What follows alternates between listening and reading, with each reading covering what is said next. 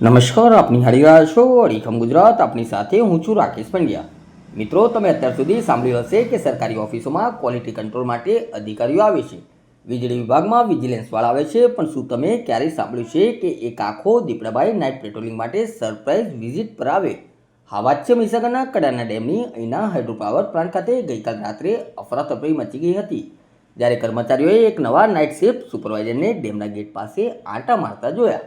આ સુપરવાઇઝર બીજા કોઈ નહીં પરંતુ 4 પગવાળા, આખા શરીરે ટપકા ધરાવતા અને મ્યાઉને બદલે ગર્જના કરતા એક જાજરમાન દીપડાભાઈ હતા.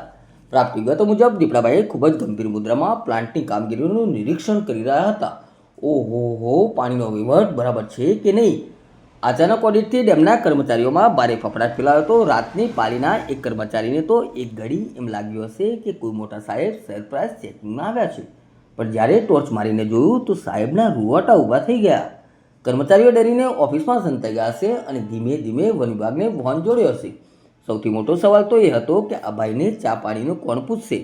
આ મામલે જ્યારે વન વિભાગના અધિકારીઓ બગાસું ખાતા કદાચ જણાવ્યું હશે કે અરે એમાં શું ઊભા રહેવાનું, એ તો અમારો રેગ્યુલર વિઝિટર છે, કદાચ ડેમની મજબૂતી ચેક કરતો હશે, એ તો આપણો અનઓફિશિયલ સિક્યુરિટી ગાર્ડ છે, તમે કામ પર ધ્યાન આપો. મતલબ કે કડાના ડેમની સુરક્ષા હવે કાયદેસર રીતે દીપડાભાઈના નખમાં છે. હાલ તો કર્મચારીઓ એવી આશા રાખી રહ્યા છે કે દીપડાભાઈ ડેમનું કામકાજ સંતોષકારક લાગ્યું હશે અને તે સારો ફીડબેક આપીને ગયા હશે. જોકે હવે રાત્રે કોઈ પણ કર્મચારી ગેટ પાસે જતા પહેલાં 10 વાર આજુબાજુ જોઈ લેશે કે ક્યાંક નવા સુપરવાઇઝર ફરી ઓવરટાઈમ ચેક કરવા ન આવી જાય.